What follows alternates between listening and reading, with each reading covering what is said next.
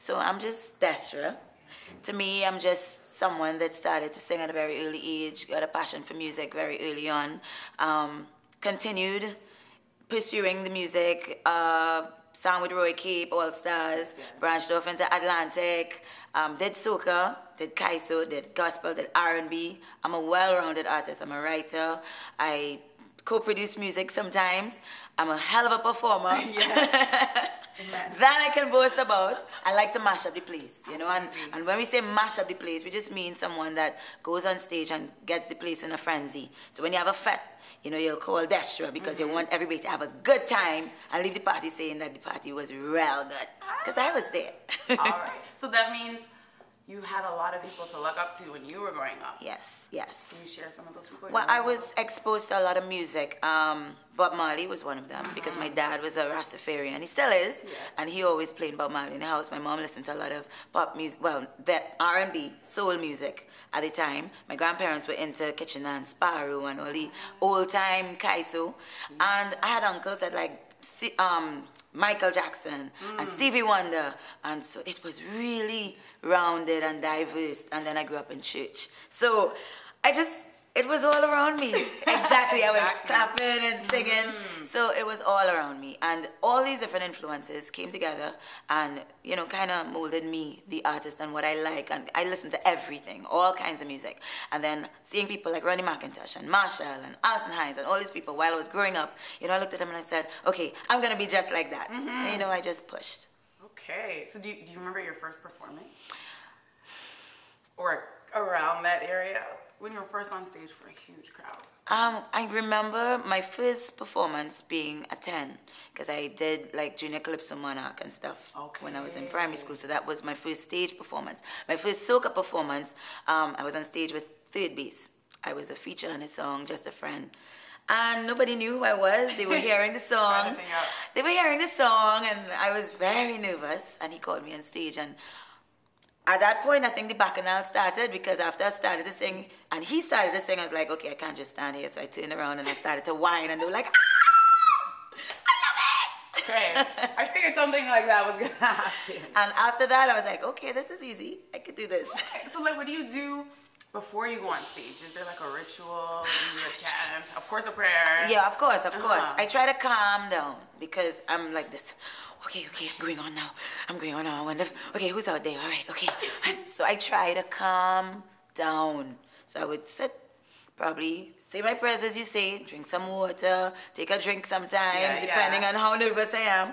And then I'm nervous all the way to the top of the stairs. But as soon as I hit the stage, it's gone. It's almost like a totally different person is there.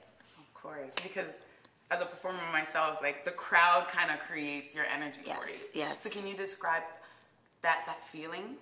Yeah, when you get on stage and you want to give that energy.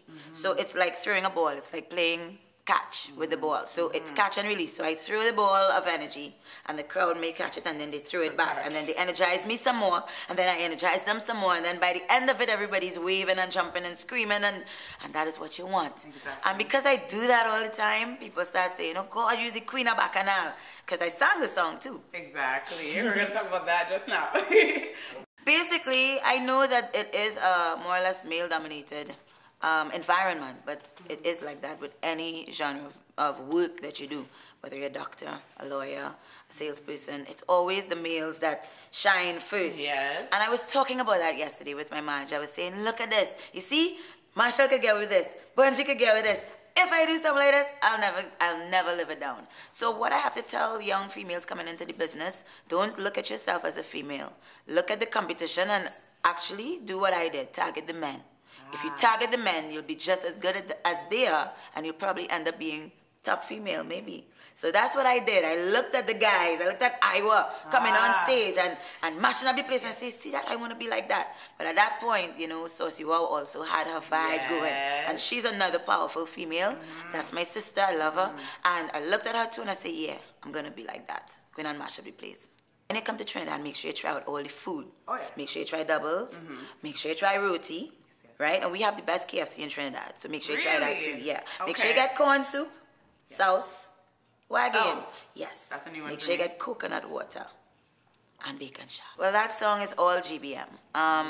GBM Productions, they wrote this song and they called me. They said they have this song in mind for me to work with them this year. At first, when I heard the song, honestly, I wasn't feeling it because I felt it was a little bit too bossy. You know, just call my name, Destra. And I've never done a song like that. Yeah. You know, and then it's almost like I'm in your face.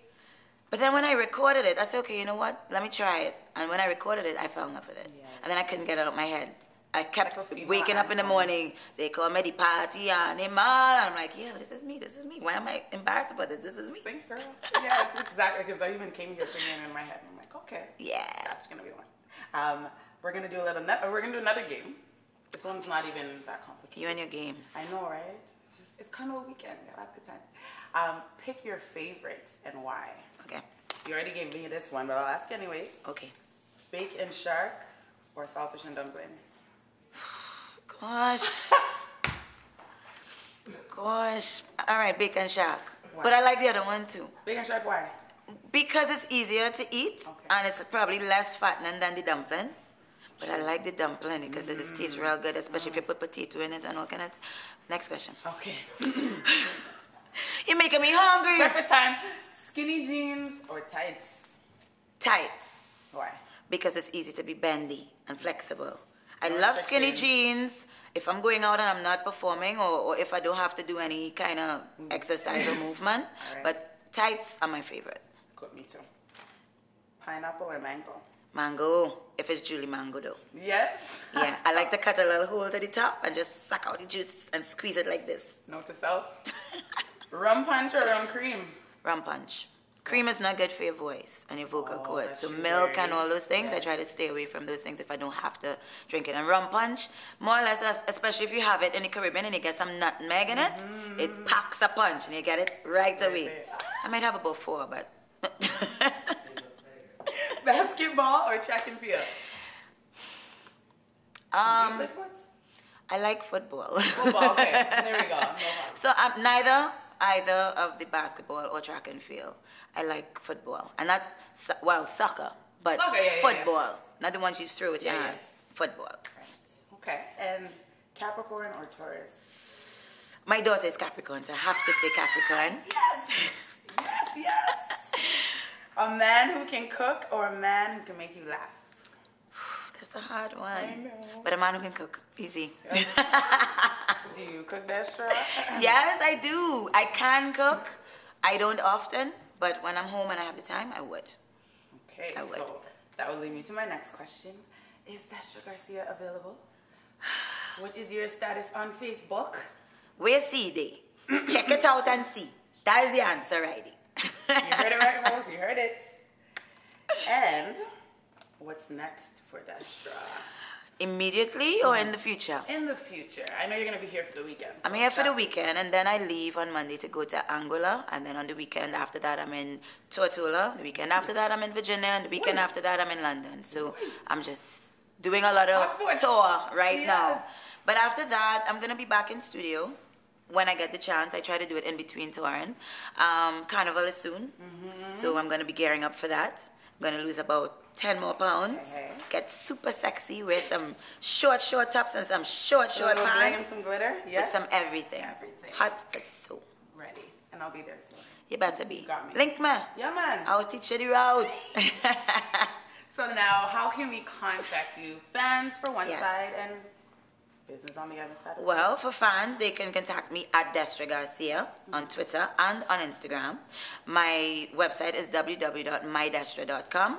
And I have an app that you guys can download. It's My Destra. You get all my music. You can see all my tour dates, everywhere I've been, all my pictures. Everything is up there. My bio, everything is there. And if you're trying to get me, book me, you call, oh gosh, what's the number? What's the number, management? 222-3215.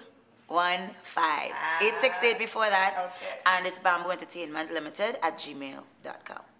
There you go. Well, thank you. It was a pleasure meeting you. You're awesome. Thank you. You're awesome too. One final word for the people. Well, I don't know. Can I look in the camera? Yes, I know, right? Let's look in the I love you guys. Mwah.